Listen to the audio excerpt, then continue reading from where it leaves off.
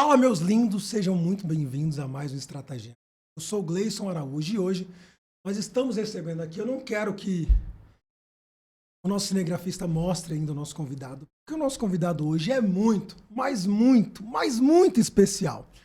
E quando eu apresentá-lo, eu quero que você que está aí na sua casa, você vai ver se merece curtir e deixar um comentário. Eu sei que ele tem uma porção aí de seguidores, a galera tá muito, né, ansiosa para saber como que vai ser esse programa. E eu tô com muita expectativa também. Porque ele é o cara. Vamos lá, ó. 48 anos de idade, é psicólogo, pastor, consultor, autor dedicado a explorar aspectos emocionais e espirituais da vida humana, esposo da Bispa Renata, do Eduardo e da Maria, possui vasta experiência em gestão de pessoas, aconselhamento conjugal, cursou especializações como sofrimento psíquico na atualidade, psicanálise e parentalidade. Tudo isso aí que vocês estão ouvindo aí. Neurociência da razão e da emoção e a ciência dos sentimentos. É conhecido por suas palestras e cursos que inspiram indivíduos e superam desafios a viverem uma vida plena e significativa. De quem eu estou falando? De quem eu estou falando? Bispo Cosme, seja muito bem-vindo. É um prazer te receber aqui. Como eu falo aqui pro Wellington, a gente tá se sentindo honrado, porque a gente só traz figura relevante. E você é um cara que inspira tanta gente. Eu tô muito feliz de te receber aqui. Eu quero que você se apresente para quem ainda não te conhece. Fique à vontade. Quero agradecer o convite, né? Eu estava na expectativa de estar aqui também com você. Como o Gleison falou, né? Eu, aos 48 anos, sou pastor na comunidade a qual o Gleison também congrega juntamente com a gente. Atuando muito forte hoje na área da psicologia, ajudando pessoas a saírem de lugares que elas por si só não conseguem sair. Pai do Eduardo e da Maria Clara, quero mandar um beijo aí para os meus filhos. Seja inteligente, manda beijo.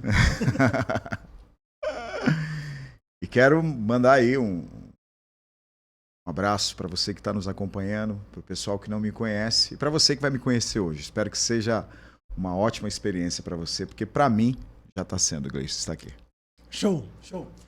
Cara, eu acho que assim, essa vertente, né, de família, casamento, uma vertente que sempre foi muito falada, né, pelo Josué Gonçalves, que pra mim, na minha concepção, é um pai desse assunto, porque eu me lembro que eu nasci no Evangelho, eu tinha 15 anos. E eu me lembro que eu comecei a frequentar uma igreja, primeiro eu aceitei Jesus numa Assembleia de Deus, do Belém, e eu fui pra uma igreja que era Filha de Deus e Amor. E aí, aí você já imagina o que eu passei. O short ia pro inferno, o videogame eu tive que vender pra comprar sapato social. Era mais ou menos assim o negócio. E aí, cara, naquele ambiente que não podia televisão, a pastora procurava um meio de inserir o DVD de Josué para falar sobre casamento. E aí o que acontece? Havia uma preocupação muito grande. Qual a preocupação? Qual seria a nova geração? Quem seria esse cara que seria, de repente, ou eu acredito que as pessoas que levariam essa mensagem adiante, né? E a gente sabe que tem o Douglas, os filhos, né?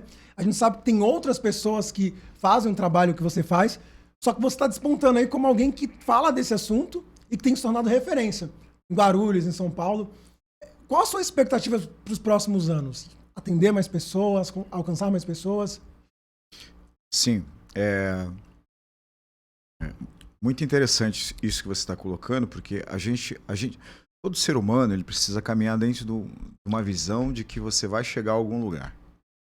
Então, assim, quando você tem um destino bem definido, você caminha dentro de uma intencionalidade. Então, eu tenho sim uma expectativa, inclusive essa expectativa envolve a nossa comunidade, de nós nos tornarmos, assim, um dos maiores lugares de acolhimento familiar. E não só acolher. A minha oração nesses últimos dias, e não apenas oração, porque eu me formei em psicologia, estudo para isso, então, alinhado à minha oração, é que, além de ser um dos maiores lugares de acolhimento, voltados à família, a gente também possa dar destino para essas pessoas. Essa é a minha oração. Que todas as pessoas que passarem pela minha vida, elas saiam assim com suas vidas transformadas. E o Josué, ele é um pai assim, ele é um mentor, ele é um companheiro, e ele tem uma coisa com ele nesses últimos dias, né? Ele tá bem empenhado em formar pessoas que dê continuidade ao legado dele. E a gente sabe, né, que é meio aquela visão de Elias e Eliseu, né? Quem vem primeiro estabelece princípios e fundamentos, mas os que vêm depois têm a oportunidade de fazer muito mais do que aqueles que fizeram antes de nós. E, cara, essa é a minha expectativa. O pastor Josué conseguiu alcançar toda a nação, muitos outros países, e eu acredito que daqui para uns 5 anos aí, dentro daquilo que nós estamos caminhando, dentro de uma perspectiva e também dentro de uma palavra profética, muitas pessoas vão ouvir falar da gente. Glória a Deus. E, cara, que bom que vai ouvir por causa de uma mensagem centrada, que dá destino, que dá direcionamento. Eu tô treinado. Da destino, eu fui abrir o culto lá na comunidade, e aí eu peguei e utilizei até um texto do Lucas lá. O Lucas fala que Jesus pegou a multidão, deu destino. Eu falei, opa, fez como a comunidade Rocha de Refúgio. E, cara, que bom, né? Eu conto essa história para algumas pessoas, que eu fui para a comunidade porque conheci o Dani, né? Uhum. E aí a gente tava passando por um processo muito complicado no nosso casamento, eu e minha esposa. E eu falei, cara, eu quero viver isso que a Bíblia tem para mim, né? Viver para sempre, até a morte, é isso que eu quero para minha vida. Aí eu comecei a pesquisar para ir lá no Josué, no SOS. Aí eu falei, cara, não tá sobrando dinheiro não, vou ter que pagar. Aí eu falei, cara, peraí. Descobri que o bispo, né, da igreja do Dani, falei, amor, tem de graça. Vamos ouvir o bispo de graça lá em Guarulhos. Então, ó, você quer ouvir o bispo de graça? Vai pra comunidade Rocha de Refúgio. Onde que é o endereço do bispo? É comunidade? Nós estamos ali na Avenida Brigadeiro Faria Lima, no número 51, em Guarulhos. Tá? Então, nós temos reuniões lá aos domingos, às 9h30 da manhã, e também às 18h30 e às quartas-feiras. É muito interessante você falar isso, porque hoje, assim, só para o pessoal entender, né? Porque a gente está falando aqui do Josué, pastor Josué Gonçalves, que é uma referência de família na nação. Eu estou caminhando com o pastor Josué já há quase 10 anos. Então, se você for para o SOS hoje, você corre o risco de me ver lá fazendo 3, 2, 4 ministrações durante 4 dias de imersão, né? Então, assim, se você der uma passada na comunidade, você vai receber um pouco disso gratuitamente. Se o chefe ouviu, viu? Se o chefe ouviu falando isso. Então, assim, de fato, né, aquilo que a gente está se tornando hoje é decorrente da gente estar caminhando com pessoas como Josué. E eu também não posso deixar de citar aqui pastor Salomão Santos, do Rio de Janeiro, que é um cara assim, extraordinário. Eu digo que o Josué é o meu mentor e o Salomão é o meu treinador. Então, cada um tem uma função aí no meu ministério e também na minha vida pessoal, né? Só pra galera entender, então você é conselheiro lá no Josué. Você é uma espécie de conselheiro, é isso? Vou falar a verdade, hoje eu não tenho mais o tempo do aconselhamento lá no SOS Casamento, né? Por quê? Eu não consigo mais atender essa demanda, né? Então, eu tô em outras frentes, mas de vez em quando, assim, ainda tem algumas pessoas que acabam, não sei se dizer, ter o prazer ou a sorte, porque às vezes o corpo de conselheiros lá fica um pouquinho limitado. Sim. E a gente acaba atuando de forma emergencial, mas aconselhar hoje eu não consigo mais. Sim. Nem mesmo a parte clínica hoje, né, de atender, fazer acompanhamento terapêutico, eu já não estou, graças a Deus, né, não estou dando conta mais, porque eu acabei indo para o ramo organizacional de empresa. Então hoje eu trabalho muito, potencializo muito gestão de pessoas dentro de empresa. E isso tem sido gratificante para mim. Por exemplo, no começo do ano, eu assumi uma empresa com alguns colaboradores e na visão do CEO da empresa que ele iria dispensar todo mundo. Nossa. Ele iria dispensar todo mundo, ele ia trocar todo o quadro de funcionários, de colaboradores dele. Falei assim, cara, me dá 2 meses, vou trabalhar com o que você tem, depois de 2 meses você decide o que você vai fazer. Depois de 2 meses, ele falou, cara, não preciso mandar mais ninguém embora, não preciso dispensar ninguém, e eu quero fechar mais 3 meses de contrato com você, para você acompanhar aí minha equipe. E até hoje eu estou atuando na equipe dele. Isso para nós é... Então, assim, Cara, eu aprendi uma coisa com Jesus, né? Na verdade, na palavra. Quando a gente olha Jeremias, lá no Jeremias 18, que vai falar do vaso que se quebrou, né, nas mãos do olheiro, eu aprendi uma coisa com esse texto. Nas mãos de Deus nada vai pro lixo. Não importa a situação que você tá, não importa a condição que você tá, tudo é aproveitável, tudo. Talvez você só está nas mãos de pessoas erradas. Talvez por isso a tua vida tá dando errado. Mas se você estiver na mão de pessoas certas, tudo tem jeito, cara. Eu tive jeito, acredito que você teve jeito também, entendeu? E é isso que move minha vida. Espetacular. Cara, eu acho que isso é maravilhoso. Eu tava saindo de um... Eu fui com alguns amigos no BK. Tava comendo, né? E sobrou 2 lanches.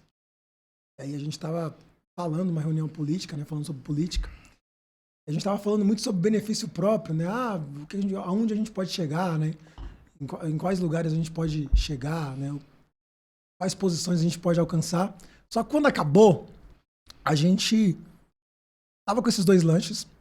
E aí o menininho passou e falou, me dá um lanche, tio. E aí o menino que tava comigo deu o lanche pro menino. E aí eles saíram com os 2 lanches, mas numa felicidade, irmão. Aí eles pegaram o lanche, tinha um monte de menina, aí um começou a dar uma mordida e todo mundo sorrindo Isso muito. É demais. E aí eu falei pra ele assim, os meninos estavam comigo, eu falei assim, é sobre isso, não é sobre aonde a gente vai chegar, não é sobre os lugares que a gente vai alcançar, não é sobre o dinheiro que a gente vai ganhar.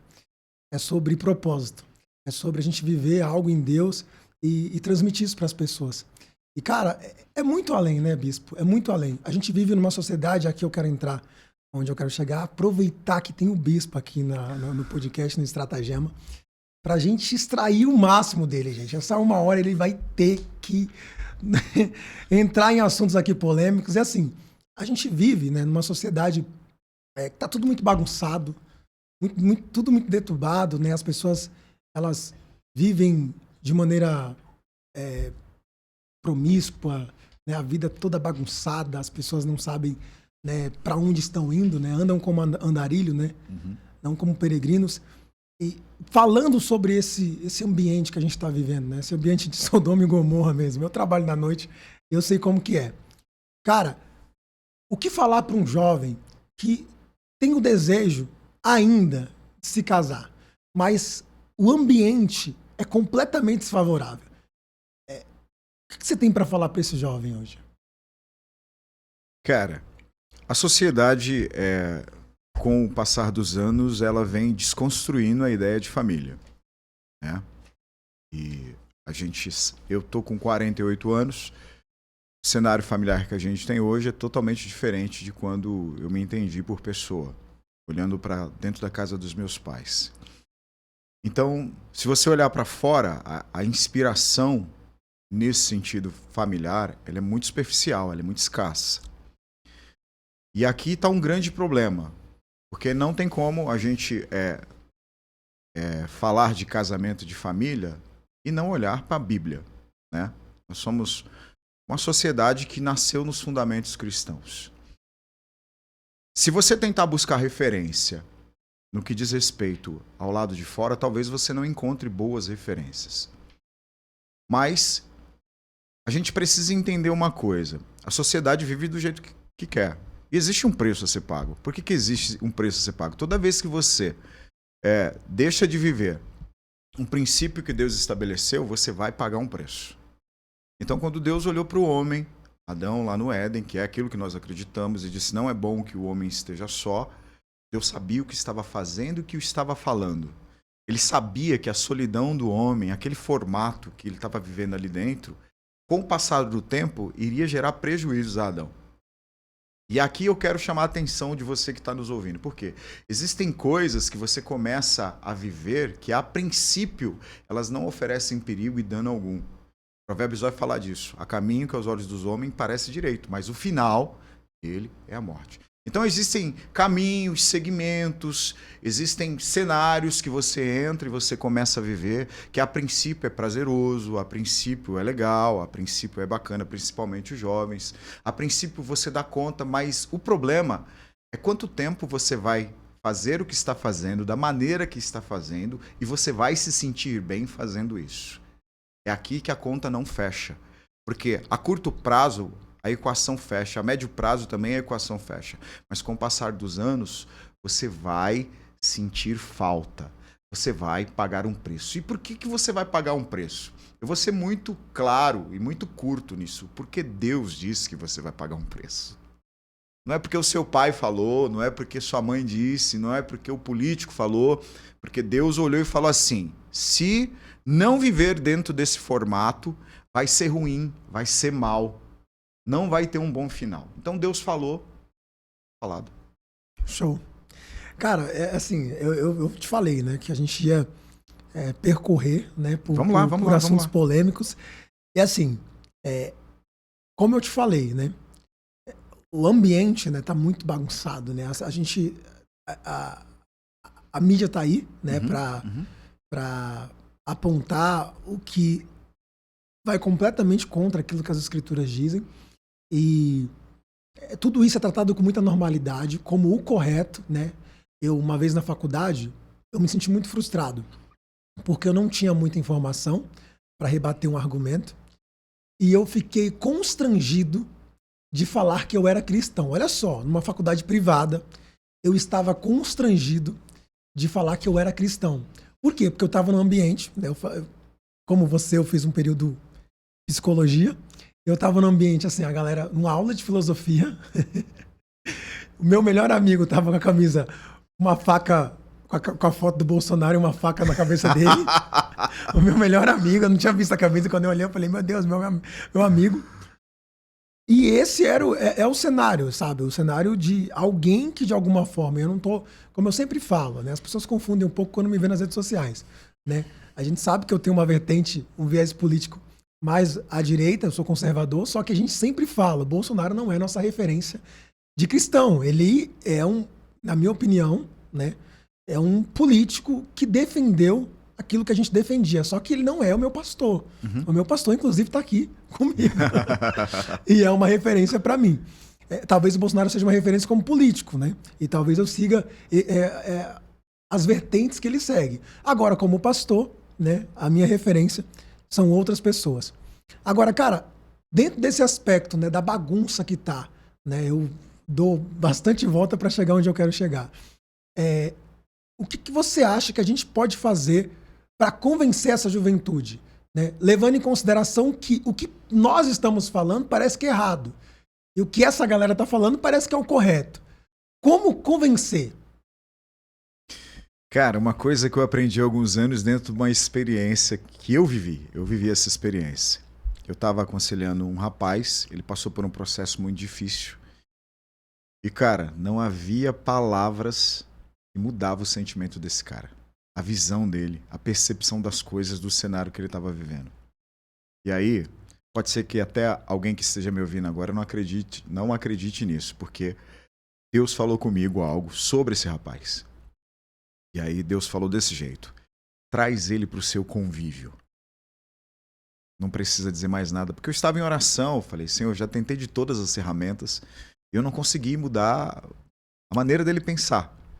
E aí o Espírito Santo falou comigo, traz ele para o seu convívio. E aí fiz isso. Durante uma semana, esse cara, eu trouxe ele para o nosso convívio. Minha esposa já conhecia ele, né? Meus filhos acabaram por conhecer, e era assim, a gente saía todo dia, e eu falei para ele, você não vai no seu carro, nós vamos passar na tua casa, nós vamos pegar você, e aí você vai no meu carro junto comigo e com a minha família. Então nós trouxemos ele para esse ambiente. Então ele ia para a agenda comigo, jogava futebol comigo, a gente tomava café junto, almoçava junto, fizemos isso durante 7 dias.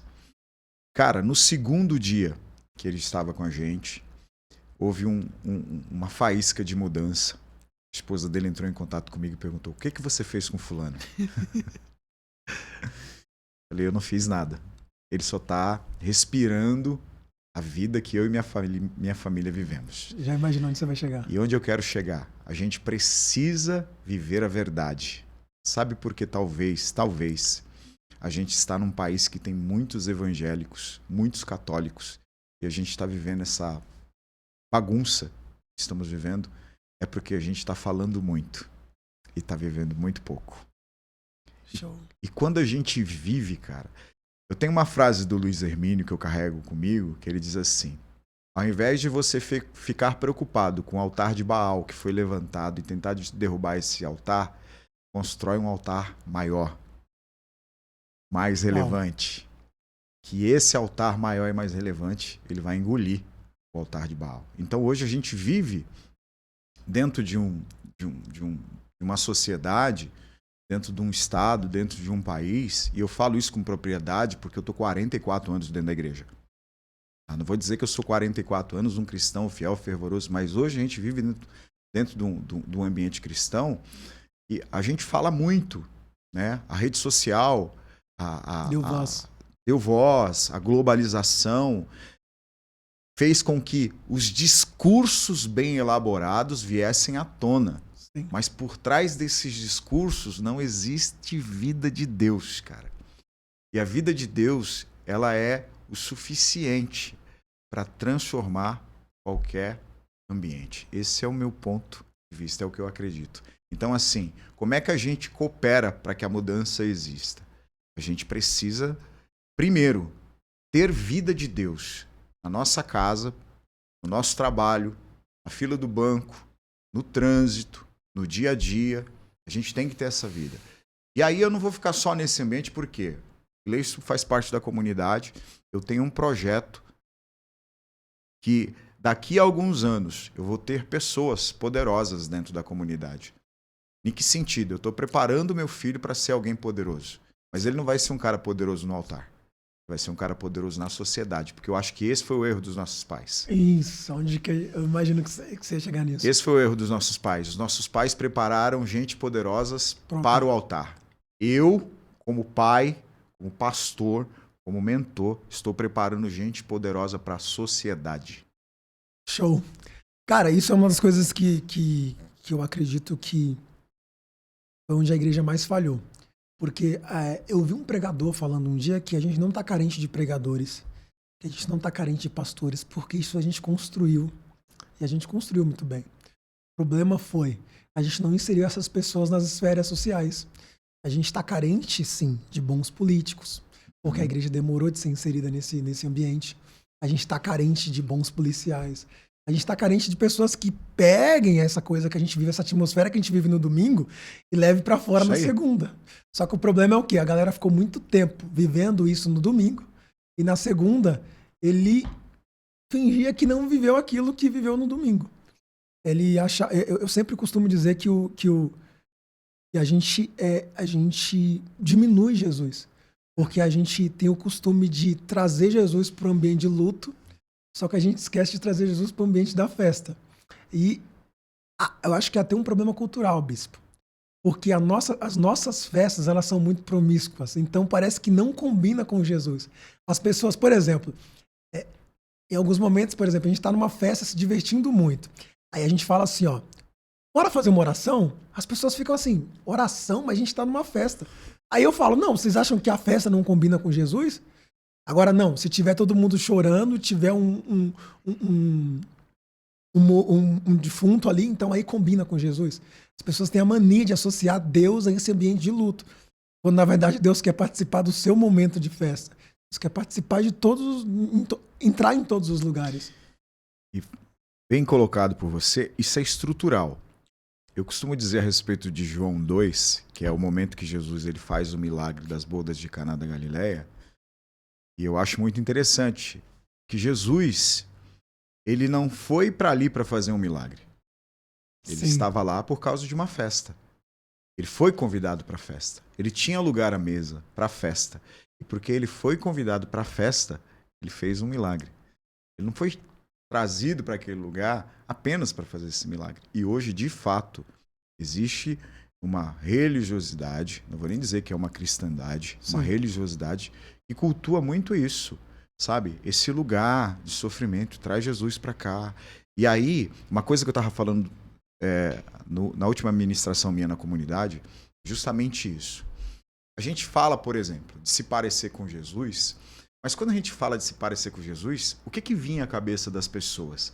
Era só a retidão de Jesus, era só a santidade de Jesus. Isso é muito bom. Era só, sabe, a obediência de Jesus. Só que aí, Jesus é rei, pô. Jesus está sentado no trono, Jesus tem coroa. Uau. E aí o que eu disse para os queridos que estavam me ouvindo? Eu quero viver a plenitude de Jesus, não apenas o servo. Ele é Senhor também. Sim.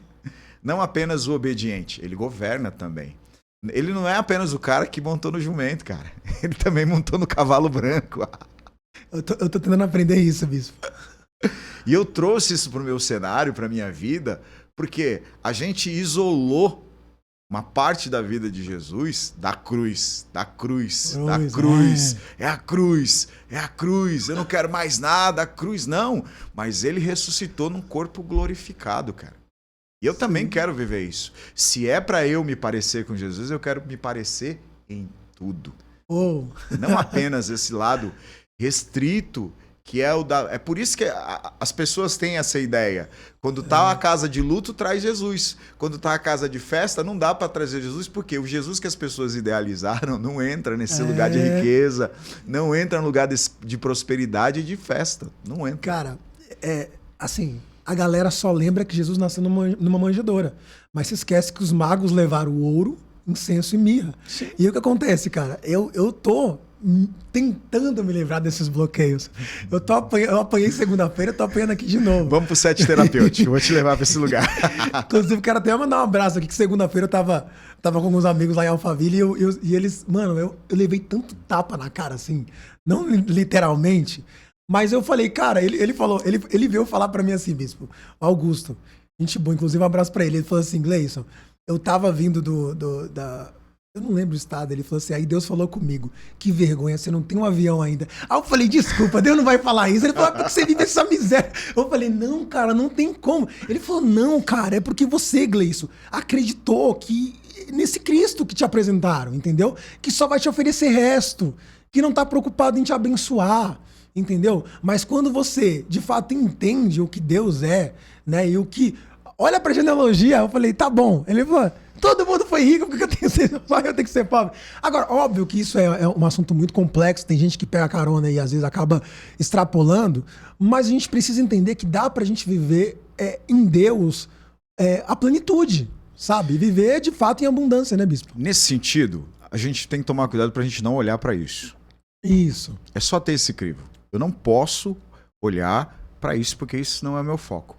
Mas, por exemplo, você sabe muito bem que no começo do ano eu ganhei um carro. Eu ganhei. E quando a gente ganha alguma coisa, a gente pensa o quê? Foi Jesus que me deu. Sim. E aí, desculpa aqui, eu não vou usar essa fala agora para discriminar ou para recriminar alguém, entendeu? Jesus não me deu um carro popular. Jesus me deu um Corolla. Um carro de 100 mil. Eu não paguei nada nesse carro. Uma pessoa que não me conhecia viu, olhou e falou, olha, Jesus mandou eu te dar um carro novo. Não foi um Monza, assim, em 2097? Não foi um Monza. Não foi um Palio. Nada contra o Monza. Quem ama não, nada Monza, contra. O Fusca. Eu tô falando isso porque quando Jesus nos dá algo, Jesus dá a altura dele. Isso. Entende? Agora, a gente não pode, escute bem uma coisa, você não pode traçar a sua teologia a partir da sua vida. Porque o fato de algumas portas nunca... Esse é o problema que acontece com as pessoas. Sim. O fato de algumas portas nunca terem sido abertas para você, você condiciona o seu evangelho a isso. E aqui está o erro. Aí onde muita gente errou, né? Aqui está o erro. Por quê? Eu não vivi, eu não presenciei. E eu vivi esses dois lados, cara. Essa mentalidade que você está tentando se libertar aí... Eu também passei já por me libertei, já, pelo amor de Deus. Eu passei por esse lugar. Você só tá passando... Você tá passando óleo de confirmação. Eu já passei por esse lugar. E eu sei como é isso. E eu me privei. Eu fui muito restrito.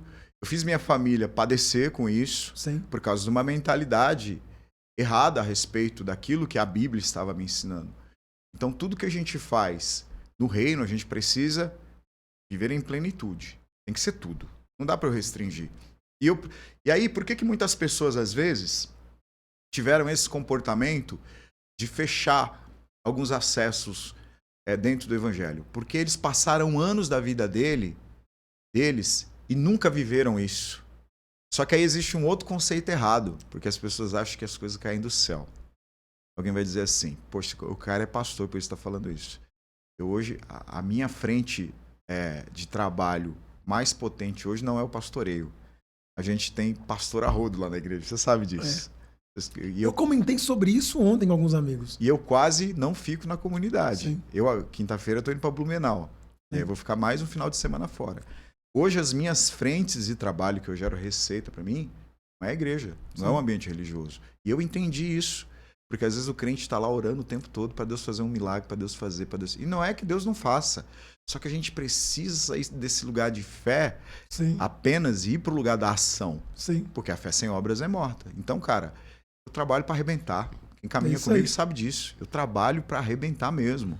Eu faço de tudo para quê? Para ser um gerador de receita e para que... E claro, eu não me perco dentro desse ambiente. Porque se Deus chegar para mim e falar assim, eu não quero que você faça isso... Amém. Amém, tá tudo bem. Mas enquanto Deus não impõe esse limite, trabalho, é o trabalho. Eu costumo dizer, voltando lá a João, capítulo 2, as bodas de Caná da Galileia, tá? Jesus ele não falou uma palavra mágica lá naquela festa. Ele não falou um xarabacai, ele não fez oração, ele não fez nada. Ele ordenou e os caras obedeceram. Eu costumo dizer que o trabalho é o recipiente onde Deus deposita milagres. Show. Cara, você falou aí sobre liderança. E eu comentei isso com alguns amigos ontem. A gente tava falando sobre... Eu vim de um ambiente que, assim, a gente fazia tudo, né? Então, o que acontece? Né? A gente ensinava, a gente abria, E aí, o que acontece? Eu comecei a aprender com alguns líderes que não era esse o caminho, que a gente precisava, né, liderar da maneira certa. E todas as vezes que eu chego na comunidade, que você não tá, que eu vejo o Valet funcionando normalmente, que eu vejo tudo, aí eu entendo. Isso eu comentei com os meninos ontem, a gente nem sabia que a gente ia falar sobre isso. Que a gente não avalia um líder pelo momento que ele tá presente, mas quando ele tá ausente. E o fato da comunidade funcionar, eu acho aquilo incrível. Porque você não tá e a comunidade funciona perfeitamente. Você tá, é maravilhoso, todo mundo fica muito feliz. Poxa, hoje a gente vai ouvir o bispo. Mas se você não tá, e não tem vaidade com isso, porque o que acontece? Vou ficar quieto. Não, pode falar. Mas o que acontece? Tem gente que tem dificuldade, entendeu? De repente, alguém nessa esfera faz melhor do que eu. Alguém, por exemplo, eu falei isso com o Dani aqui. Eu vim de um ambiente que todo mundo era velho. E só eu era novo. Eu era o obreiro consagrado mais novo de púlpito. Então, o que acontece? Você imagina. Eu tava com 24 anos no púlpito de uma Assembleia de Deus. Aí você imagina. Eu era jovem. Então, tá tocando, eu tô dançando, eu tô brincando, eu tô rindo. E isso era um problema pros mais velhos. Isso era, meu Deus do céu. E, cara, observar nesse ambiente que não tem problema, você faz melhor do que eu. Cara, isso é maravilhoso. E eu vim de um ambiente que... Quem mandou esse menino fazer? Quem foi que consagrou esse menino? Era o tempo todo assim. E aí chegou uma hora que eu falei, tá bom, eu não quero nada. Eu largo tudo, tá tudo certo. Por quê? Porque eu não quero carregar esse peso, sabe? E ir pra esse ambiente me ajudou muito. Por quê? Porque eu tô num ambiente que as pessoas fazem, tá tudo bem, o outro faz. E assim, não tô dizendo que não tem problemas, não, porque a gente começa a caminhar e a gente sabe que em todo lugar tem problema, porque onde tem ajuntamento de pessoas tem problemas. Só que as pessoas lidam melhor nesse aspecto da vaidade. Como lidar com essa questão da vaidade? Pro líder que tá nos assistindo, como lidar? Mano, só eu sei. Cara, eu sou o cara. Ninguém prega como eu. Eu já passei por isso. O cara que fazia tudo, né? E a bispa chorava. Chorava. Pô, meu casamento pagou, cara. Pagou forte, pagou com força. E claro, a gente não chega nessa mentalidade sozinho. Aqui eu acho que é um problema. O líder que anda sozinho, ele está caminhando numa estrada muito perigosa. Todo líder que vive isolado, pastor Josué costuma dizer que ele é como Sansão. Tem muita força, tem muita habilidade, mas por caminhar sozinho está muito mais suscetível a algumas armadilhas. Então assim, eu não cheguei nessa mentalidade hoje sozinho. Teve gente que derramou vida em mim e é claro, as pessoas derramam vida em você, você precisa estar aberto para receber isso. E aí, o que que ocorre? Por exemplo, você falou de onde você veio. Eu também vim desse cenário. E claro... E por isso que eu me identifiquei com vocês. E pelo fato de eu ter vindo desse cenário, eu repliquei isso. Agora, o que que acontece muito nesse lugar que o líder ele é muito centralizador? Eu gosto de falar de Jesus quando ele aparece ali no Evangelho de João, capítulo 13. Logo no comecinho, o texto vai dizer que ele sabe de onde ele veio, ele sabe o que ele recebeu do Pai e ele sabe para onde ele está indo. Aqui se dá o início lá daquela ceia no cenáculo, que ele tira as vestes, pá, aqui começa. Isso guia a minha liderança. Eu sei de onde eu vim, sei para onde estou indo e sei o que eu recebi de Deus. Então, quando você consegue alinhar essas três instâncias na sua vida, você consegue ter equilíbrio. Essa é a palavra que falta aos líderes. Quando eu entendi isso, aí eu consegui trazer esse equilíbrio para dentro da comunidade. E aí, qual o problema desses caras que têm a liderança centralizadora? Eles não sabem para onde eles estão indo e eles não sabem o que eles receberam. E por eles não saber o que eles receberam do céu para fazer, eles querem fazer tudo. Tá? Eles querem fazer tudo. Eles querem pregar, eles querem dirigir, eles querem colocar a mão em tudo, eles querem, sabe, fazer tudo. Isso aqui adoece o cara. O poder sobe a cabeça. Ele tem essa vaidade. Se ele não é aplaudido e outro está sendo aplaudido, é por isso que hoje, do meu ponto de vista, existem tantas igrejas que se racharam. E não estou dizendo que é apenas o problema do líder, porque também existe discípulo ruim. Mas se o líder ele fosse mais acolhedor, ele abrisse mais espaço, eu estou falando aqui de um princípio nem teológico, eu estou falando de um princípio psicológico mesmo. Sim. Porque quando você está dentro de um lugar que há uma partilha de equidade, a tendência é todo mundo crescer junto. E esse lugar se torna assim, muito satisfatório para todo mundo que está dentro desse ambiente. Agora, quando o líder ele não anda com equidade, ele traz tudo para ele, não existe essa mesa de partilha, ele gera descontentamento na grande maioria daqueles que estão com ele. É só você fazer equação. Jesus era um líder que andava com equidade. Olha o percentual de perda de Jesus. É 12 para 1.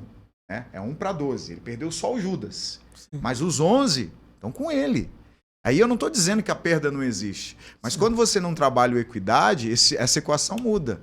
Porque se Jesus não fosse esse líder que enviasse, que alimentasse, ao invés de perder só um, ele poderia ter perdido mais. Então o cenário hoje desses rachas, dessa coisa do descontentamento, de gente que sangra, como eu sangrei um dia e você sangrou, por causa de uma liderança que não entendeu isso, é muito maior. Por Sim. quê? Porque o líder não entendeu o que ele está fazendo e de repente o cara até tem chamado. Sim. Só que ele não conseguiu lidar com esse chamado. E aí o que ocorreu? Ele se perdeu. E aqui é muito fácil se perder. A gente pode olhar para a Bíblia e a gente vê que os grandes homens se perderam. E teve cara que se perdeu e voltou, como Davi. Sim. E teve outros que não. Você imagina o Davi sentado no trono dele, o Natan entrar, meter o dedo na cara dele, falar, você é o cara que fez tudo errado. Se ele nesse momento não tem a consciência do que Deus chamou ele para fazer, de para onde ele está indo, ele fala, cara, eu sou o rei, cara. Sim. Tira esse cara da minha presença. Ele podia fazer isso, né? Podia, porque o Acabe e a Jezabel faziam isso o tempo inteiro. Sim. No tempo deles, eles mandavam matar os profetas, porque os caras colocavam o dedo na cara dele. O Acabe queria fazer isso com Elias, queria destruir ele. O Davi poderia ter feito a mesma coisa. Aí o que ele faz? Não, cara, você tá certo. Por quê? Calculou a rota, né? O Davi, ele tinha o trono, mas o trono não tinha ele. Show.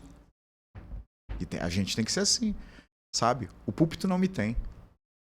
É isso. A igreja não é minha. Eu acho que isso foi uma das coisas, e aí vai virar uma conversa aqui. Vai longe, pronto. Vai virar uma conversa. Uma das coisas que eu tive que ser tratado foi justamente essa questão da vaidade. Porque assim, eu conheci o Dani, né? Aí vai virar uma conversa pessoal, mas não tem problema, vocês participam aqui com a gente. Eu conheci o Dani. E assim, eu vivia muito a flor da pele, tipo, o tempo todo, bispo. O tempo todo, tipo, meu Deus, eu tenho que fazer. E fazia muito, né? Tipo, fazia muito e pregava em um monte de coisa e abria igreja, fechava igreja. E, cara, um dia o Dani falou assim pra mim, Gleison, para. Eu falei, não, Dani, você não... Para. E aí foi quando eu comecei a receber esse tipo de, eu diria até de mentoria, de alguém que já estava com essa vertente, que já tinha passado por esses processos e estava falando, Gleison. E ele me disse uma coisa que ele esquece, mas eu nunca vou esquecer. Ele falou, Gleison, Deus nunca vai te decepcionar, mas os homens se decepcionam. Cara, isso aqui ficou cravado no meu coração. Você não tem noção do quanto isso reverberou para muitos outros dias e a gente vai aprendendo. E quando eu fui para a comunidade, eu acho que foi esse ambiente mesmo de desapego, sabe? De entender, eu tô deixando tudo o que eu construí, tudo que desde muito novo eu construí, para viver uma nova história. Mas viver uma nova história de verdade, porque eu tava vivendo, assim, eu não tô falando só do ambiente que eu vivia, mas o contexto geral, de todas as pessoas que eu me relacionava, eu tava o tempo todo recebendo pastores na minha casa para receber aconselhamento de mim e da minha esposa. Eu não tô aguentando mais. Por quê? Porque o cara não conseguia entregar a chave para um obreiro para resolver o problema da congregação dele, porque ele tinha dificuldade de delegar, sabe? Então isso é maravilhoso. Agora, eu quero aproveitar você, eu disse que eu vou aproveitar, eu não vou, depois a gente marca uma conversa e um café, mas, cara, eu quero falar sobre assuntos que são polêmicos. E agora eu quero falar sobre pornografia. De maneira bem direta.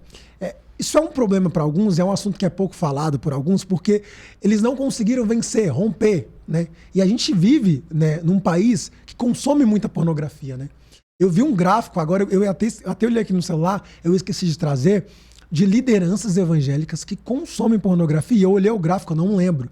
Mas é absurdo. É alto. É alto, assusta, né? Você fala, não, de liderança evangélica, não. Se espera isso. E o cara não consegue romper.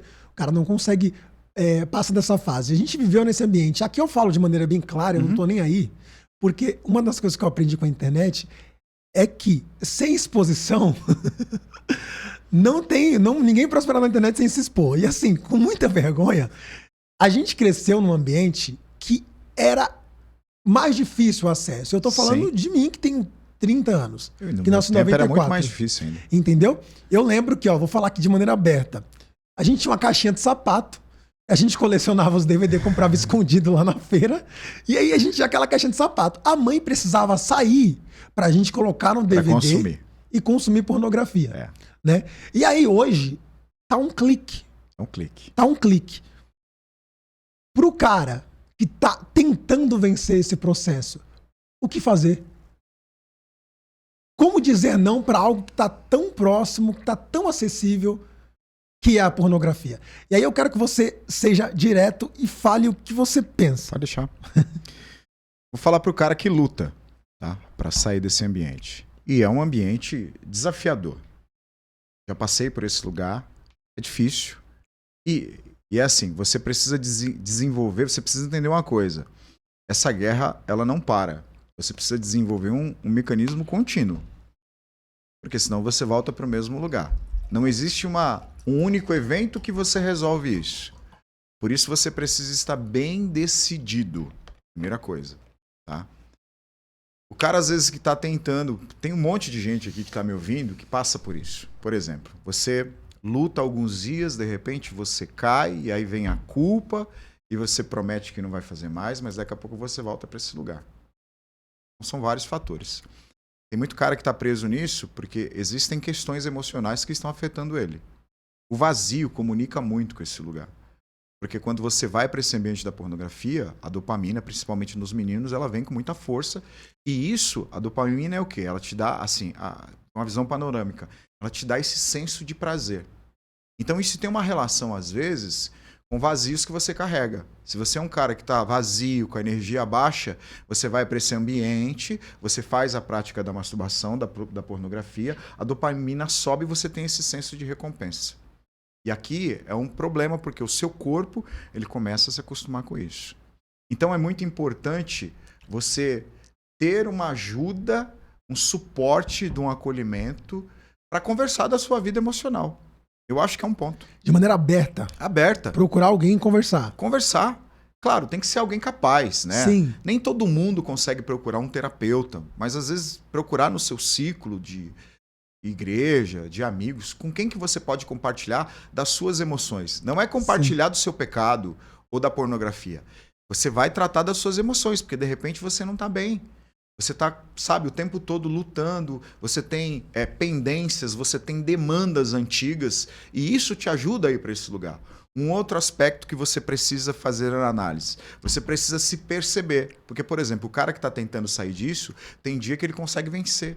E tem outros dias que ele não consegue. E é o que ele tem que se perceber? Como eu estava naquele dia? O quanto eu dormi, com quem eu me relacionei, quais foram os tipos de conversa que eu tive. Aqui você começa a traçar um mapa. Por quê? O cara que está tentando sair desse ambiente, ele não cai de uma hora para outra. É um processo. É um processo que vai potencializando ele. E aí, aqui eu estou falando, né, para o cara que literalmente ele entendeu que isso prejudica ele, não apenas no ambiente de santidade, de religiosidade. Sim. Isso afeta a mente, isso afeta a sua energia, isso afeta a tua criatividade. Isso casamento. Afeta o teu casamento, a tua relação, porque a sua esposa deixa de ser o seu objeto preferido, e aí você prefere a tela, entendeu? Você prefere você se tocar do que o outro te toque. Você começa a ter... O seu prazer primário começa a ser na relação solitária, ao invés de ser da relação da sua esposa. Então, assim, a pessoa precisa entender isso. São vários aspectos que vão te afetar. Então, quando você começa a entender, quando eu fiz isso, o que aconteceu? Quanto eu dormi, como eu me alimentei, porque são fatores físicos, são fisiológicos, são psicológicos, são vários fatores que envolvem isso. E aqui eu estou tratando isso com muito carinho, ao invés, porque um dia, você falou do DVD, né? No meu tempo eram as revistinhas que o adulto comprava, porque era proibido um adolescente comprar. Se chegou na sua mão é porque um adulto comprou. Não, é porque os meus tios tinham em casa e eu entendi os lugares. E no meu tempo, eu que vim da comunidade, às vezes os caras escondiam em buraco de tijolo, tipo assim. Tá ligado? Da cama, né? Essas paradas assim. Então, assim, era bem mais difícil de ter esse acesso como hoje. Mas eu tô falando a pessoas assim que entendeu que isso faz mal para você. Agora, tem os caras que não têm esse entendimento. Faz deliberadamente. Não tá nem aí. E não tá nem aí. E aí, isso aí não adianta falar, tratar. Mas você que tá tentando lutar isso, você tem que fazer essa análise de você mesmo. Primeira coisa, compartilhe das suas dores emocionais. Segunda coisa, faça uma estatística. Você caiu, você errou, você pecou de novo? Faz um relatório do dia, escreve isso, registra isso. E aqui você vai começar a fazer um mapa. Poxa, no dia que eu não consegui dar conta de lidar com isso, foi porque teve uma situação no trabalho, entendeu? Aqui você vai aprender literalmente o que é fugir da aparência do mal. Porque às vezes a gente pensa que fugir da aparência do mal é só não acessar a tela. Mas quando você acessa a tela já com essa vontade, é porque outras coisas já aconteceram. Já te levaram para isso. Já te colocaram nesse lugar. Ô, Bispo, agora uma coisa, por exemplo, eu há 5 anos atrás, quando eu estava vivendo um problema com a minha esposa, a gente não encontrou, no ambiente que a gente vivia, confiança em ninguém para expressar isso. E aí eu fui para um outro ambiente, para um líder que não me conhecia, que eu percebi que tinha preparo, sentei com ele e foi a primeira... E aqui eu falo para todo mundo, é libertador. Você precisa fazer isso. A minha vida mudou depois daquele dia. E assim, eu comecei a tomar decisões a partir daquele dia. Eu vou até citar o nome dele aqui. Eu sentei numa mesa com o Bispo Bruno e a esposa dele. Gente boa. Que é um cara incrível. E aí esse cara é o único cara... Porque assim, o tempo todo a gente carregou uma identidade, eu e a Camila, assim. A Camila e o Gleice, eles são perfeitos. A Camila e o Gleice, eles não erram. E aí a gente ficou nesse lugar de referência, de que casal perfeito que não erra.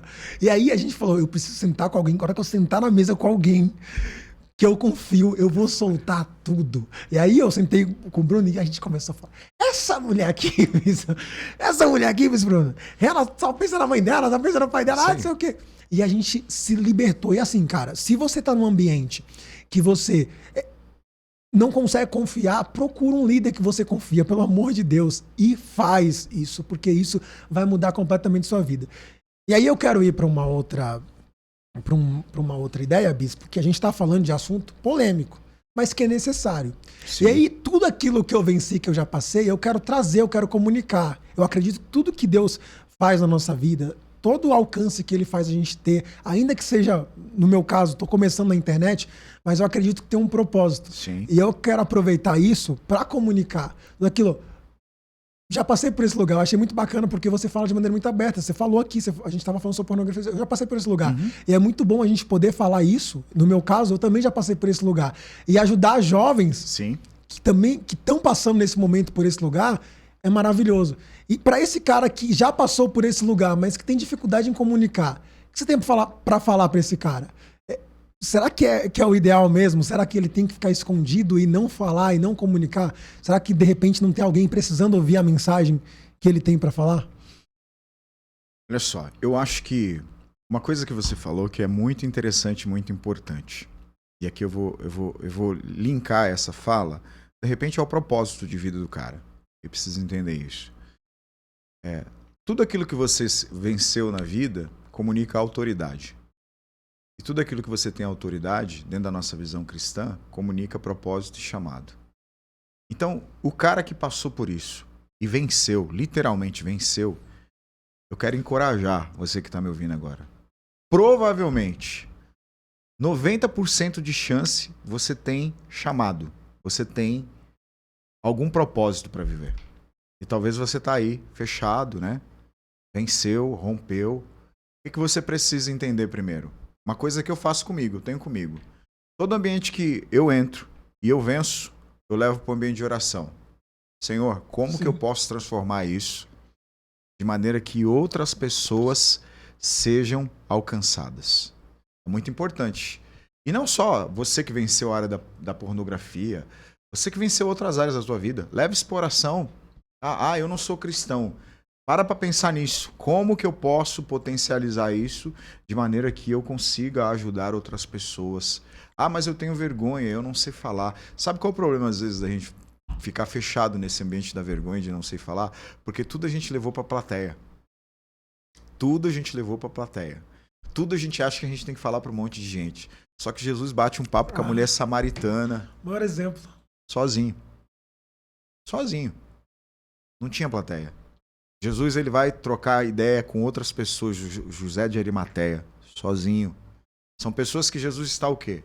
Potencializando. E de repente você não é o cara da plateia. E agora eu vou falar uma coisa que eu vivo.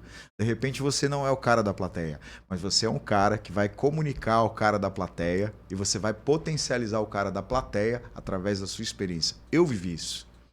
Eu recebi de gente, cara. Eu olho para essas pessoas hoje pensando assim num crescimento exponencial de rede, de igreja, essas pessoas não estão onde eu tô. Mas essa pessoa entrou na minha vida, pegou a experiência dela, a autoridade dela, compartilhou comigo. Mudou sua vida. Mudou minha vida. Então assim, ela não tem o potencial para falar para multidões ou para muitas pessoas. Mas eu tô dentro desse ambiente, eu tô dentro desse lugar. Então a vida dela, derramada na minha vida, potencializou. Você deu o exemplo da mulher samaritana. Né? E a mulher samaritana não era o caso de Jesus, porque Jesus também era o cara da plateia. Sim. Porém, Jesus falou com ela sozinho. Ela larga o cântaro e vai para a cidade anunciar. De repente, a oportunidade que você está tendo de conversar com alguém no poço é o momento que você tem para impulsionar alguém que vai comunicar para a cidade inteira. Perfeito. E aí, às vezes, a gente fica preocupado pensando assim, meu Deus, né, eu não sou capaz, eu não consigo. Eu sempre falo isso. Alguém pregou para John Wesley. Alguém pregou para Billy Graham. E aí, cara, de repente o cara vai chegar lá e vai observar, meu Deus, que galardão é esse? Não, cara, você conquistou alguém que alcançou nações. Isso mesmo. Eu acho que isso é muito importante. Você faz da maneira que você consegue. Eu sou de aconselhamento. Cara, senta, conversa, porque de repente você tem autoridade para falar. E isso aqui, cara, inclusive trazendo um pouco do que eu aprendi na segunda-feira, na mentoria que nós estávamos participando, ele começou a conversar, o Augusto começou a conversar com a moça, esqueci o nome dela, muito querida. E aí ela falou, quando você não... Isso me pegou de um jeito, porque ela falou, você tem noção de quantas meninas hoje na comunidade estão sendo abusadas porque você se calou, porque você não se posicionou, porque você não se colocou como referência para essa menina, sabe? E isso tá martelando na minha mente, sabe? Porque eu vivo nesse ambiente, né? Eu moro no Pimentas. Então a gente desce lá mais para baixo, a gente vê o quanto tá defasado, quanto tem crianças ali vulneráveis, e hoje eu tô com uma outra percepção. a gente vai lá na ONG, aí eu olho para 30, 40 crianças e eu começo a pensar nisso agora. Eu falo, imagine, dessas 30, de repente tem alguém que está sendo abusada, que está sofrendo algum tipo de violência. E eu não estou fazendo nada. Eu preciso fazer algo. Eu preciso cuidar do órfão e da viúva como a Bíblia ensina.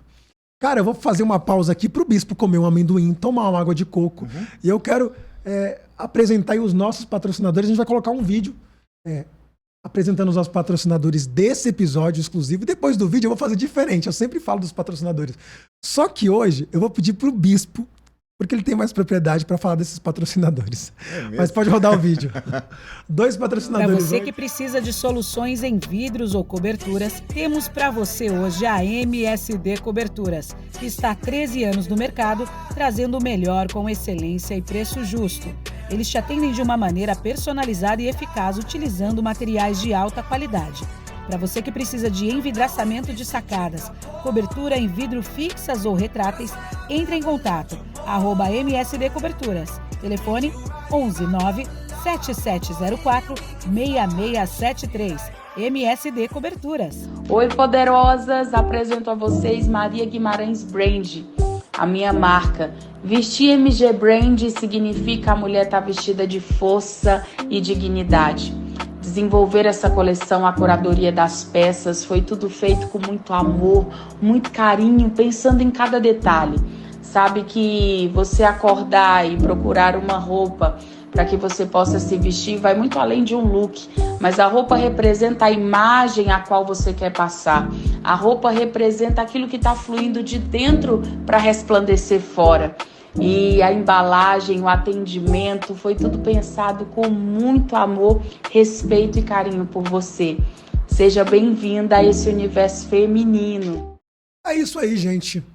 Deus possa abençoá-las. Os nossos patrocinadores. Eu sempre falo aqui dos nossos patrocinadores, eu sempre agradeço, só que hoje eu vou colocar um vendedor nato. Alguém que vai falar com propriedade sobre vocês. Bispo, eu vou jogar a bomba para você. Fala aí sobre os nossos patrocinadores hoje. E aí, ó, se não vender, não é culpa.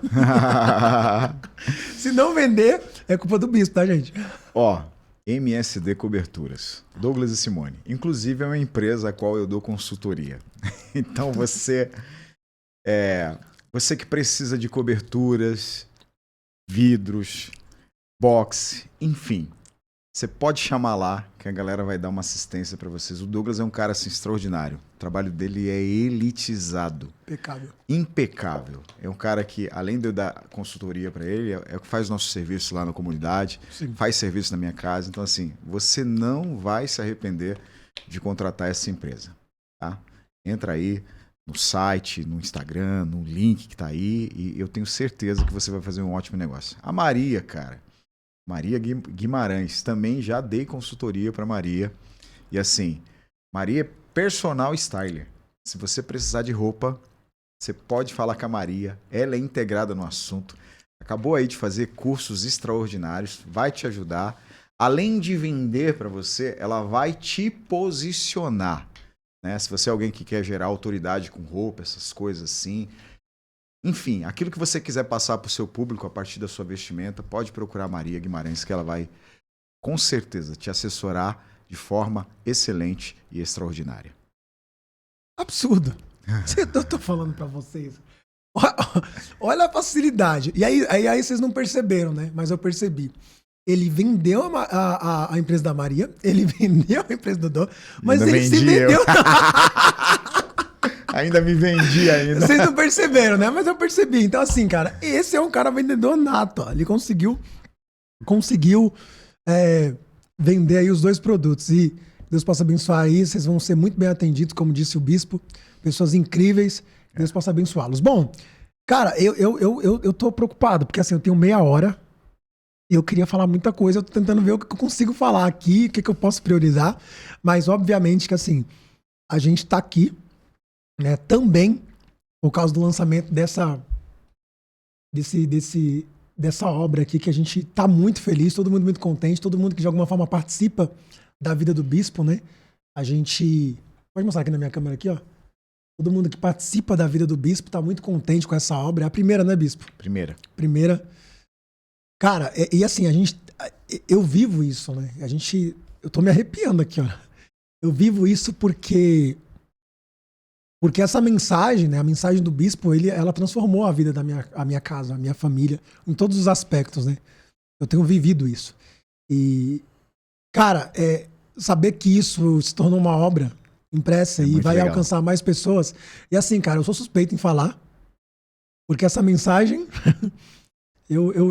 mudou a nossa vida. Além das cicatrizes, né? Eu acho que a gente também fez esse episódio pra gente falar sobre isso.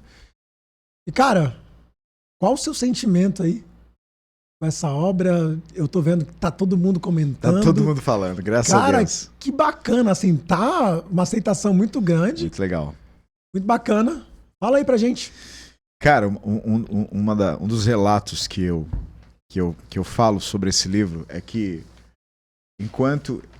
Esse livro aqui, eu escrevi ele... Tudo que tá aqui, todas as letras que estão aqui foram escritas por mim. Aqui não tem aquela coisa que... claro, houveram algumas revisões, né? Mas todo o material aqui foi escrito por mim. Cada letra que você olhar aqui foi escrito por mim. Uma coisa que mexe muito comigo é que enquanto eu escrevi esse livro... E esse livro, eu digo que ele é teológico, porque eu fiz questão de colocar bastante trechos bíblicos aqui. Sim. Ele é terapêutico, porque ele é um livro acadêmico, de pesquisa acadêmica. Sim. E ele é transformador, porque também consta aqui lugares por onde eu passei. E eu presenciei e vivenciei isso. E enquanto eu escrevi esse livro, eu me lembrava não apenas da minha vida, mas eu me lembrava de vidas, de pessoas que eu passei pela vida delas. Eu acolhi, que eu aconselhei. Eu sou pastor há 22 anos e eu estou atuando assim com muito empenho há 10 anos na área de aconselhamento, com família junto com o Josué. Então assim, aqui está um apanhado de 10 anos de experiências minhas, dos outros. Então, eu acho que todo mundo, cara, tem uma cicatriz que não foi elaborada. Todo mundo tem uma cicatriz que ela não foi curada assim de maneira correta. Ficaram ainda dores. E se você é alguém que tem ainda alguns momentos de luto na tua vida, você precisa ler esse livro. Esse livro eu digo que ele vai te ajudar a se entender o seu cenário, entender o tempo das coisas, dizer para você qual é o próximo movimento, qual é o próximo comportamento, porque o maior desespero das pessoas é quando elas são atingidas, elas perdem o senso de direção, de orientação, de espaço, de tempo, e aí elas entram em desespero. Porque quando você é lesionado nas suas emoções, você olha para trás e parece que seu passado não faz sentido. Tudo que você viveu até aqui se perdeu por causa daquele momento. Aí você se percebe no presente e você se vê um nada. E como é que você consegue enxergar o futuro? Não consegue. Aí dá desespero. Se você está passando por essa situação, você tem que ler esse livro aqui, ó. Esse livro. A gente vai deixar o link depois aí para você comprar. Isso, eu vou deixar o link para você comprar nas plataformas aí. A gente vai tá entregando pro Brasil inteiro. Você precisa ler esse livro vai abençoar a sua vida, assim. E aqui tem relatos de pessoas que... Relatos? Tem histórias que eu conto aqui de gente que passou por desafios e hoje... Você trouxe desse ambiente de aconselhamento experiências aqui que você... Tem. Tudo. Tem. Claro, eu protegi o nome das pessoas, né? Não, isso obviamente, mas assim... Mas tem experiências aí que se você ler, você não acredito. Não acredito que aconteceu isso. Tem uma situação que eu conto aqui, de um rapaz que eu estava aconselhando ele, e a gente estava tentando avançar no aconselhamento e não ia. Eu vou falar só por cima, assim, que se você quiser saber a história toda, você vai ter que comprar o livro. Sim. E de repente a gente estava num ambiente terapêutico de aconselhamento, naquele exato momento, ninguém sabia de nada, a mulher dele disse para ele assim, a mulher dele falou assim, ô pastor, eu preciso falar algo. Quando ela disse isso, eu falei, ela vai confessar um pecado, Fiquei preocupado, aquela coisa toda, daqui a pouco ela trouxe o relato. Faz 3 anos que eu traio meu marido dentro da nossa casa com o irmão dele. Meu Deus. Para todo mundo que eu conto essa história, fala, uau, nossa. Não, mas o fim O final é libertador, cara. é libertador. É libertador. Tá aqui nesse livro. Tá aí. Eu relatei a história deles todinha. Você que acha que não tem jeito pra tua vida, que não tem esperança, porque você tá com um trauma profundo na tua alma, esse livro vai ser libertador. Com certeza. Agora eu fiquei assustado, hein? É. Rapaz, tá aqui. Tá aí. Ah, eu quero ler agora, gente. Eu quero ler, além das cicatrizes. Qual que você acha que vai ser o principal perfil do leitor? Qual o perfil do leitor que você espera que leia esse livro aqui? Cara, na verdade, quando eu escrevi esse livro, eu não estava pensando num público-alvo. Na verdade, o que me levou a escrever esse livro foi assim, foi o meu chamado. Então esse livro é um pouco daquilo que eu sou. Por quê? As pessoas hoje me procuram muito para ajudar dentro desse cenário. Tem muitas pessoas assim. Cara, são centenas de pessoas de pedidos de ajuda que vêm para que eu possa de alguma forma. Então assim, quando eu escrevi esse livro, foi meio que Deus me dando uma oportunidade de potencializar meu chamado. Então quando você adquirir esse livro, você vai levar um pouco de mim para tua casa. Talvez você não tenha a oportunidade de ter um momento terapêutico comigo, você vai levar esse livro para tua casa e você vai de alguma forma ser abençoado. Então assim, eu acredito que esse livro é para qualquer pessoa que passou por um desastre na vida.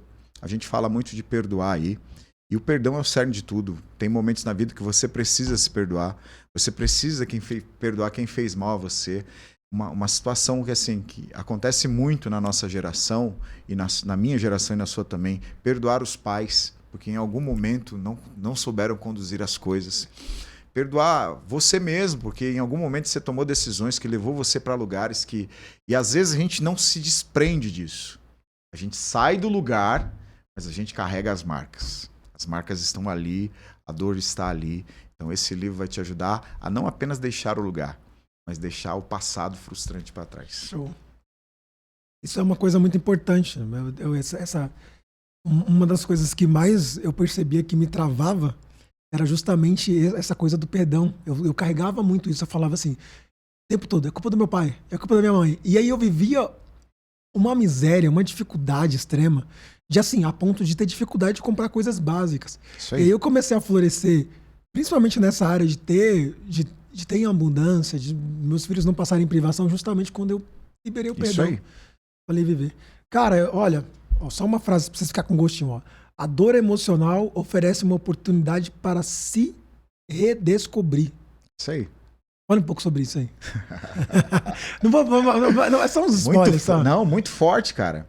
Talvez você está passando por um momento de dor e de crise e você acha que isso está te matando. E, de fato, a sua dor ela é legítima. Mas tudo depende da maneira que você olha o seu momento. Então, assim, a dor emocional ela é uma oportunidade para você se redescobrir, para você viver novas coisas. A gente pensa que a dor é o fim. Não, a dor é o recomeço. É só você olhar para uma mulher em trabalho de parto. Muito bom. O ápice da dor dela não é o fim. É o recomeço de uma nova vida. Show. Então ela está na mesa de parto. Mais ou menos isso. Aqui ficou muito claro essa metáfora. É justamente isso. Ela está no ápice da dor. E aquele momento de dor é o momento que ela vai passar. A dor vai ser passada, vai cicatrizar o corte, seja parto normal, vai cicatrizar. E a partir dali ela está pronta para uma nova vida. A mesma coisa, olhando para a criança, por exemplo.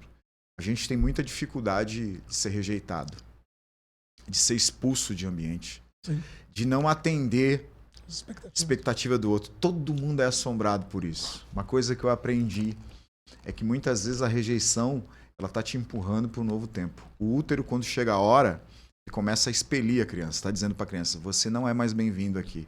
Esse lugar acolheu a criança durante muito tempo. Mas chega um momento que esse lugar já não comporta mais ela. Já não nutre mais ela. Já não protege mais ela. E o útero começa a dizer, sai daqui. Sai daqui. Sai daqui. Esse momento, o útero está dando uma oportunidade da criança viver uma nova vida. Ela vai sair dali, ela vai se tornar alguém, com o passar dos anos, independente. Quando você entende que a rejeição é a oportunidade para você gerar certas independências em você que o seu pai, sua mãe não gerou, cara, você começa a caminhar de forma diferente. Explodiu minha mente agora, porque assim, vou falar uma coisa pra você. O útero expulsa a criança do ventre, né? Mas só que quando o útero expulsa a criança do ventre, dá a impressão de que não valeu a pena. Caramba, a criança saiu, né? Só que assim, é um processo, né? Você vai se tornar independente, mas quem viu a criança saindo, imagina assim, poxa, pra isso, pra criança ficar ali parada, pra criança ser ali completamente, só que assim, é um processo, né? E olha que legal. O primeiro passo é sair do útero. Olha que legal. Quando você sai do útero, você tem a sensação que aquele lugar que te acolheu, que te guardou, só aquele lugar poderia te nutrir. Mas quando você vem pra fora, tem um novo estágio. Tem outra pessoa que vai cuidar de você. Aí você vai viver nesses processos na vida, a vida toda, porque daqui a pouco você vai deixar esse lugar dos pais, da mãe, Sim. e aí tem aquela sensação de, e agora, quem vai cuidar de mim? Aí você percebe que no novo ambiente que você entra, vai ter sempre alguém, vai ter sempre um formato que vai atender as suas demandas. Sim. E às vezes a pessoa fica preso no passado porque ela acha que só aquele lugar poderia atender as demandas dela. Aí, ao invés dela seguir adiante, seguir em frente, ela fica paralisada, porque todo o seu sistema emocional cognitivo ele quer te proteger, porque você viveu uma frustração ali. E aí ele não quer que você vá para outro lugar para que você não viva uma frustração novamente. Mas a dor é a oportunidade de se refazer, a perda é a oportunidade de você descobrir o novo. Sabe? E a vida é assim. E quem foi que elaborou esse processo? Foi o Eterno, cara. Glória a Deus. Cara, é isso aí que você me falou, assim, é fantástico, né? Porque a vida, os ciclos fazem sempre a cada ciclo gera um desconforto. Isso é maravilhoso, porque o que acontece? E o desconforto te leva para o crescimento. A cada ciclo, você sai da barriga, a impressão que a gente tem é o quê? Que a criança tá Não, eu não queria sair, eu queria ficar lá, porque lá tava quentinho, tava maravilhoso. Posso lá. te falar outra coisa? Aí começa a andar, Posso desconforto. dizer? Cara, Vou que maravilha. usar essa palavra que você está usando agora, que Sim. essa palavra é muito, muito forte. Toda vez que você se sente desconfortável num lugar, significa que você cresceu. E tá na hora de sair. Não, eu quero um corte, você olhando pra mim agora, vai. Vale isso aí pra mim, vai. Toda vez que eu vou ganhar? Toda vez que você se sente desconfortável num lugar, significa que você cresceu. E tá na hora de você sair, porque o lugar não tá te comportando mais. Show! Esse aí, ó. Esse corte eu quero pra eu ficar assistindo todo dia. Eu vou colocar na cabeceira da cama e falar, Camila, escuta isso aqui, ó. Vamos escutar isso aqui, ó. Cara, quem me conhece, quem acompanha o Estratagema, sabe que... Meu Deus, eu tô comendo aqui, não sei se eu como ou se eu falo. Sabe que não tem muito assim uma regra. Os meninos até às vezes tentavam me roteirizar aqui, mas não dá muito certo. Eu gosto de... Eu gosto de viver a liberdade em Jesus. É isso aí. E a gente fala, a gente comunica várias coisas. Eu tô muito triste porque tá acabando. Tá acabando. Tá acabando. Mas foi um prazer te receber aqui. E, cara, essa coisa do casamento, de família, é algo que eu fui atrás. Porque é uma mensagem escassa, né? A gente vê que as pessoas não querem falar sobre isso. Né? As pessoas não têm o prazer de falar sobre isso. E aí eu acredito que as pessoas falam pouco, porque é aquela coisa que você falou, quando você vive aquilo, quando você vence aquilo, você tem autoridade. Eu acho que as pessoas não conseguem romper nesse quesito, e aí elas não conseguem falar sobre isso porque elas não têm autoridade sobre o assunto. Uhum. Né? Por muito tempo, vou dar um exemplo aqui. Né? Não que eu viva hoje, né? Eu não que eu sou cheio do dinheiro hoje, não. Mas eu tô caminhando dentro de um ambiente que... Ó, ambiente, o bispo, você tá fazendo comigo. Eu fui pregar esses dias numa igreja, eu tô pregando igual o bispo agora. Tô falando no X do Rio de Janeiro. Mas eu tô caminhando num ambiente que, assim, muito diferente do que eu vivia. Que era de escassez, sabe? De dificuldade, sabe? De passar privação. Cara, eu perdi o que eu ia falar. Mas, cara... Você estava falando de gente que não falava de família porque não tem autoridade. Isso, não tinha autoridade. Pronto, agora eu lembrei. E aí, bispo, eu lembro que eu ia ministrar oferta. E pra mim era Pior muito momento. constrangedor. Porque eu falava, gente, como que eu vou falar de oferta? Porque assim, eu rompi algumas barreiras e hoje eu consigo. Meus filhos comem bem, não tenho uma vida, né? Mas meus filhos comem bem, né? Eu consigo comprar ir na feira, comprar legumes para ele, comprar o que eles precisam para se nutrir. E aí eu subia no púlpito para falar, num momento de muita escassez, e ia falar sobre oferta. Eu falava, meu Deus, o que eu vou falar?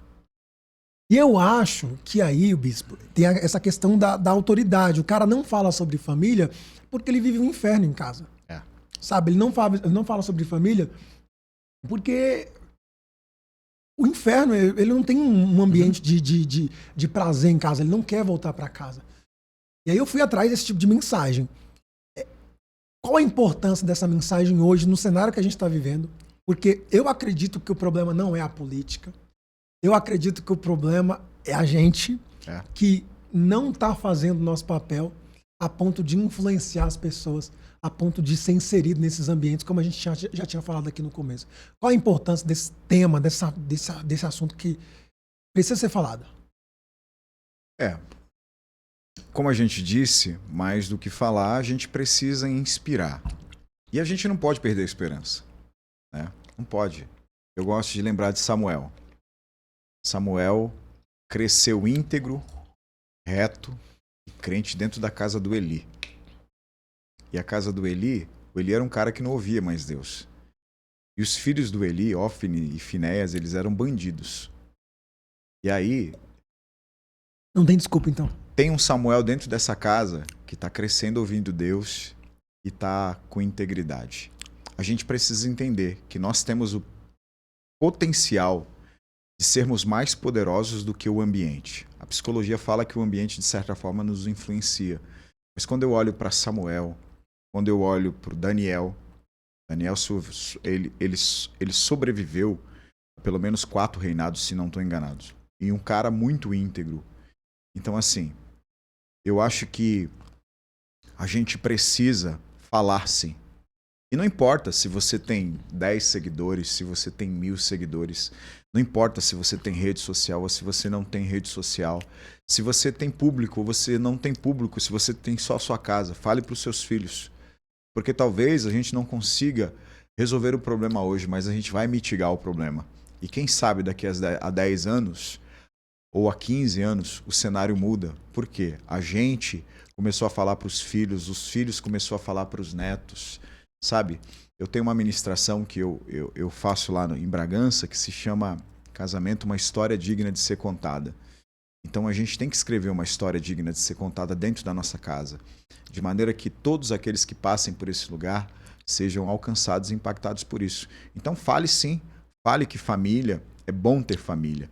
Eu acabei de vir de Águas de Lindóia, foram 4 dias, assim... Levei até minha sogra, Dona Virgínia. Levou a sogra? Levei. Beijo, Dona Virgínia. Tá curado, então. Não, a Virgínia é uma benção na minha vida. São, assim, 4 dias intensos. Meus 2 filhos, minha esposa, minha sogra. E assim, cara, não tem prazer melhor do que esse. Não tem. O problema é que quando você não é direcionado a esse caminho, você aprende a ter prazer de outras formas. E aí você pensa que o prazer que você aprendeu a ter hoje, ele é satisfatório.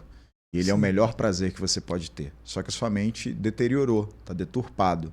Você não entendeu que o ambiente de família pode produzir muito mais prazer em você do que esse prazer que você pensa hoje. Então a gente tem que falar de família o tempo todo. É isso aí. Cara, muito bom. Um prazer te receber aqui.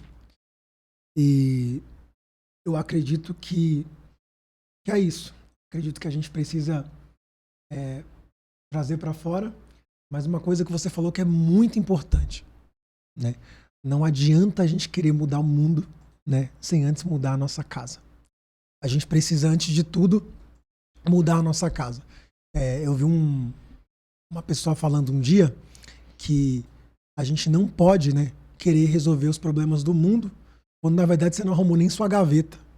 Quando, na verdade, você não arrumou nem sua cama. Né? Então, arruma primeiro a sua cama, arruma primeiro a sua gaveta, organiza a sua casa, arruma a lâmpada que está queimada e sua esposa está brigando, e depois você vai lá resolver o problema do mundo.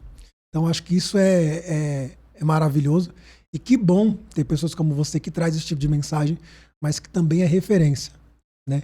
Eu costumo ministrar bastante uma mensagem que fala sobre Noé. E eu falo assim, ó, que o Noé, ele teve, para algumas pessoas, né, daquela época, de repente, ministério falido. Não conseguiu convencer ninguém. 100 anos pregando, olha que loucura. E não conseguiu convencer ninguém. Mas quando ele entra na arca, ele olha, Sem, Cã, meus filhos, os 3 filhos estão aqui, as noras, minha esposa está aqui.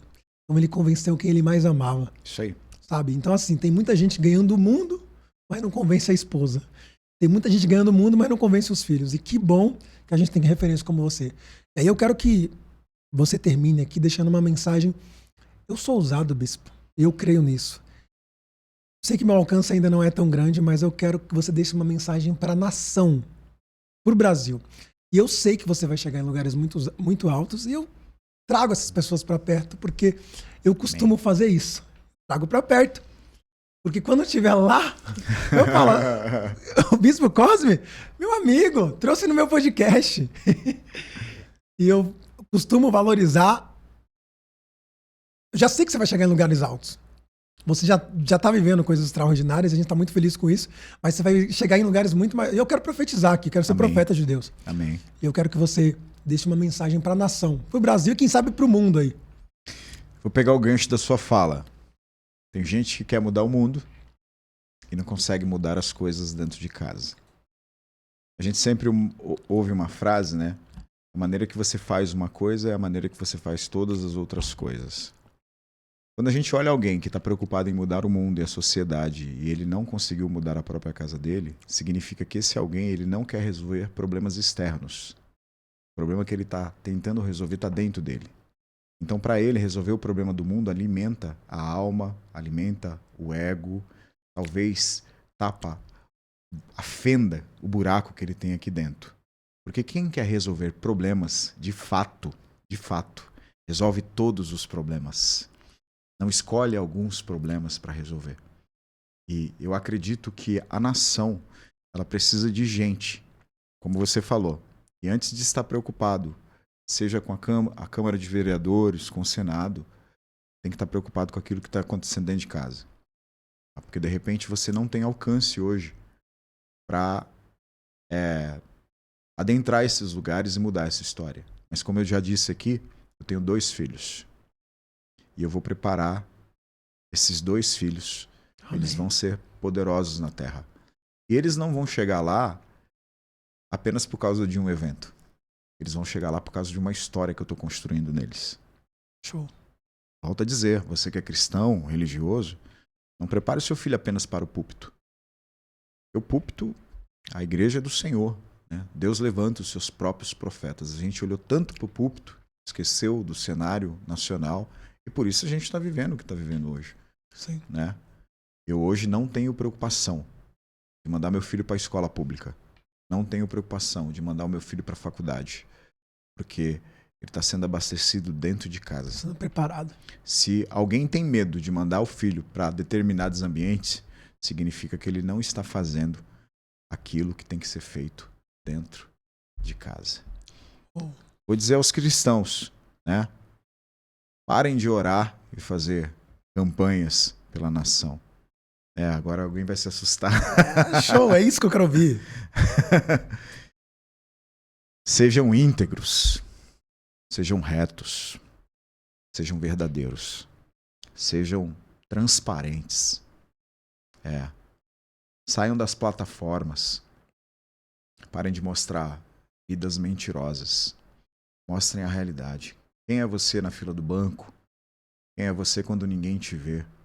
Você quer ter uma percepção boa de quem é você? Você precisa se avaliar. Não é quando você está no público. Não é quando você está rodeado de gente. Você tem que se avaliar quando você está sozinho. Esse é você. Quando ninguém está te olhando, esse é você. Essa é a percepção que você tem que ter. Quando a gente começar a entender que esse cara, essa pessoa, essa mulher, que quando está longe do olhar das pessoas, quando ninguém está vendo, quando a gente tiver a percepção que esse sou eu, e eu começar a trabalhar nesse eu, aí a nação vai ser afetada de forma diferente. Show. Maravilhoso, é isso. Terminamos por aqui. Você quer mais disso aqui que você ouviu? Você ficou aí bobo aí? ouvindo. Deixar meu arroba aí, né? Isso, gente, pra quem que quer aqui seguir o Bispo Cosme, qual arroba, Bispo? @prc.eduardo. RC, você que quer me seguir nas redes sociais aí, conteúdo político, conteúdo cristão, Gleison Araújo, GLAY, Araújo, me segue lá, segue o Estratagema em todas as plataformas, no Spotify, no YouTube, em todos os lugares. Segue lá e ó, além das cicatrizes. Você que ficou aí, nossa, meu Deus, que mensagem maravilhosa. Só 1h30 é pouco, né? Então aqui, ó, além das cicatrizes, Bispo Cosme, eu tenho certeza que você vai ser edificado. Esse aqui já é meu, ele não vai... Já é seu mesmo. Doido, né, de tomar de mim. E é isso, gente. Que Deus abençoe vocês, que Deus abençoe nossa nação. Tamo junto, até o próximo programa. E como diz o Daniel, corta!